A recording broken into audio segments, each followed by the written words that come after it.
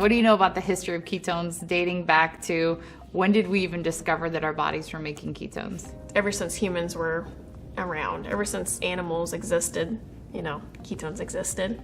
If you think of our hunter-gatherer past, the hunting was not always good, and the gathering was not always good, and these people would go into ketosis. And then they would kill an animal, perhaps. And there was no refrigeration, so the little group ate the whole thing. And that would probably knock them out of ketosis. Now, this was known for a long time, but the mechanism wasn't known.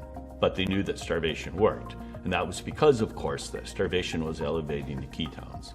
Probably, most likely, acetoacetate was the ketone having that function. And around 1921, it was discovered that if someone ate an extremely high-fat diet, like 80 to 90% of the calories is fat, and greatly reduced the carbohydrate, that would mimic starvation. And they discovered shortly after that it was actually an elevation of ketones that was a big factor in this. In the late 1920s, Johns Hopkins University developed a ketogenic diet.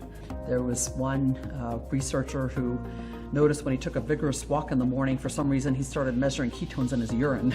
They started calling it post-exercise ketosis, and there were a lot of studies in the 1930s of that.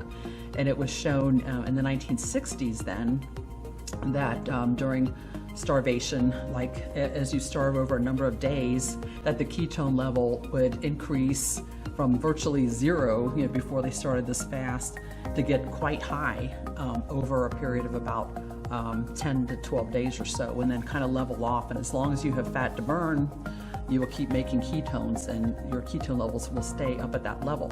The very first ester was like drinking rocket fuel. It tasted really bad. I've never drank rocket fuel. I mean, I worked at NASA, but I never even took a sip.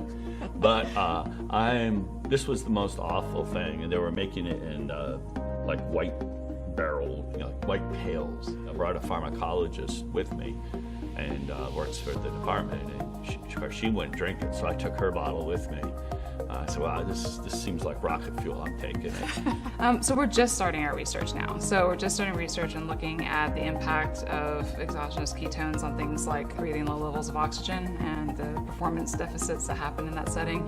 We're looking at it for cold water divers and being able to protect against hypothermia. More than 20 years later, we actually have an exogenous ketone that people can simply take and increase their ketone levels and experience the benefits.